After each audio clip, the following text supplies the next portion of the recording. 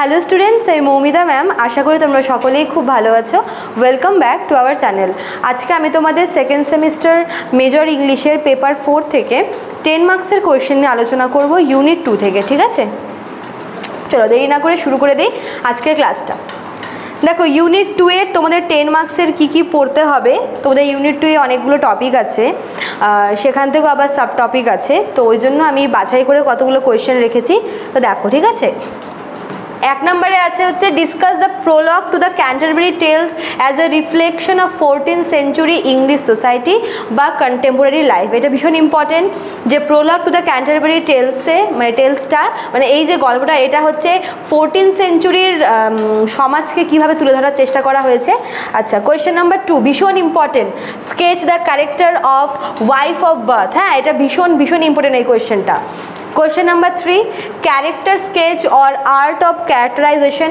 যেই ক্যারেক্টারগুলো আছে, মানে এই ক্যান্টারবারি টেলসে যেই ক্যারেক্টারগুলো আছে ইম্পর্টেন্ট, মানে ইম্পর্টেন্টগুলো তোমাদের কিন্তু এখানে লিখতে হবে। Question number 4 examine Chaucer's humor and irony in the prologue to the Canterbury Tales. Canterbury Tales-এ যে হিউমার এবং আয়রনি ইউজ করা যায় সেটা তোমাদের চেয়েছে এখানে। Question number 5 compare and contrast the wife of Bath with the other women characters. এটাও ভীষণ ইম্পর্টেন্ট যে ওয়াইফ অফ বাথের সাথে আদার্স ক্যারেক্টার যে ওমেনরা ছিল তাদের কি আর কি বৈশিষ্ট্য বা পার্থক্য কী কী। ঠিক আছে, দ্য ফেয়ারি কুইন থেকে ইউজ অফ অ্যালেগরি, ভীষণ important, use of allegory. Question number 7 role of Una, এটাও ভীষণ important question. 8 number role of Red Cross Knight as a symbol of holiness, এটাও ভীষণ ইম্পর্টেন্ট। রেড ক্রস আর Una মানে দুটো রোলই কিন্তু খুব important. Question number 9 bring out Bacon's view about studies or use and abuse of studies. এটা হচ্ছে বেকনের যে এসে আছে যার নাম হচ্ছে অফ স্টাডিজ, সেখান থেকে যে স্টাডি নিয়ে বেকনের কি মতামত বা পড়াশোনার যে ইউজ আর অ্যাবিউজটা কি। আচ্ছা, ক্রিটিক্যাল অ্যাপ্রিসিয়েশন অফ ফ্রেন্ডশিপ বা বন্ধুত্ব নিয়ে যেই আর কি এসেটা আছে তার ক্রিটিক্যাল অ্যাপ্রিসিয়েশন চেয়েছে। 11 নম্বর হচ্ছে ক্রিটিক্যাল অ্যাপ্রিসিয়েশন অফ ট্রুথ, সত্যি বা ট্রুথ জিনিসটা কি তার উপরে। এগুলোর ক্রিটিক্যাল অ্যাপ্রিসিয়েশন পড়লেই কিন্তু হয়ে যায় মোটামুটি। ঠিক আছে, এখান থেকে 11টা কোয়েশ্চেন রয়েছে। আচ্ছা, এক সেকেন্ড। তারপরে দেখো 12 নম্বর কোয়েশ্চেনটা কি, discuss the main arguments of adversity. এটা ভীষণ ইম্পর্টেন্ট। ঠিক আছে, আচ্ছা, question number 13 main themes of travel. এগুলো মোটামুটি ক্রিটিক্যাল অ্যাপ্রিসিয়েশন পড়লেই কিন্তু হয়ে যাচ্ছে। আচ্ছা, 14 নম্বরে আছে what message is given in of youth and age. দেখো, প্রত্যেকটা মানে বেকনের 6টা এসে তোমাদের সিলেবাসে প্রোভাইড করা আছে, 6টাই যে পড়তে হবে এমন কিন্তু না, তোমরা কিন্তু বাছাই করেও পড়তে পারো এখান থেকে। আমি সবখান থেকে দিয়েছি, বাট তোমরা বাছাই করে পড়তে পারো। নেক্সট 15 নম্বর কোয়েশ্চেনটা হচ্ছে অ্যান অ্যাপোলজি ফর পোয়েট্রি থেকে, ভীষণ ইম্পর্টেন্ট কোয়েশ্চেন।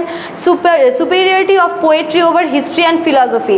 হিস্ট্রি এবং ফিলসফি থেকে পোয়েট্রিকে কেন সুপিরিয়র মনে করা হয়েছে, ভীষণ ইম্পর্টেন্ট কোয়েশ্চেন এটা। ঠিক আছে, question number 16 how does Sidney defend the poetry আর সেন্ট্রাল আর্গুমেন্ট। ভীষণ ইম্পর্টেন্ট, কীভাবে সিডনি পোয়েট্রিকে ডিফেন্ড করার চেষ্টা করেছে, মানে পুরো সামারিটা বা পুরো ক্রিটিক্যাল অ্যাপ্রিসিয়েশন তোমরা কিন্তু পড়ে নেবে এখান থেকে, পুরো গল্পটার আর কি শর্ট ভার্সন করে পড়ে নেবে। আচ্ছা, 17 number question how does Sidney's defence of poetry reflect Renaissance humanist ideals. Defence of poetry হচ্ছে an apology for poetry, same. তো এটা সেই রেনেসাসের মানে রেনেসাস সময় হচ্ছে, মানে এটা কি হিউম্যানিস্ট আইডিয়ালটাকে হচ্ছে রিফ্লেক্ট করলে পরে তার পক্ষে যুক্তি দাও। ঠিক আছে, এই 4টা কোয়েশ্চেন তোমাদের কিন্তু ভীষণ ইম্পর্টেন্ট হচ্ছে অ্যান অ্যাপোলজি ফর পোয়েট্রি থেকে। আর প্রত্যেকটা কোয়েশ্চেনই ভীষণ ইম্পর্টেন্ট, তোমরা কিন্তু এখান থেকে বাছাই করে পড়তে পারো। তোমাদের এখানে বেকনের এসে আছে, তারপর হচ্ছে অ্যান অ্যাপোলজি ফর পোয়েট্রি আছে, ফেয়ারি কুইন আছে, আর হচ্ছে ক্যান্টারবারি টেলস আছে। তোমরা 4টার মধ্যে যে কোনো 3টা থেকে ভালো করে পড়বে। যেই টপিকটা তোমরা স্কিপ করতে চাইছো, তোমরা ওই টপিক থেকে যেই কোয়েশ্চেনগুলো আছে ওই কোয়েশ্চেনগুলো স্কিপ করে বাকি টপিক থেকে কোয়েশ্চেন্স পড়বে। ঠিক আছে, আচ্ছা, তো এই ছিল তোমাদের আজকের ক্লাসটা। একদম শেষে দুটো নাম্বার দেওয়া আছে, দুটো নাম্বার হচ্ছে আমাদের সেন্টারের হেল্পলাইন নাম্বার।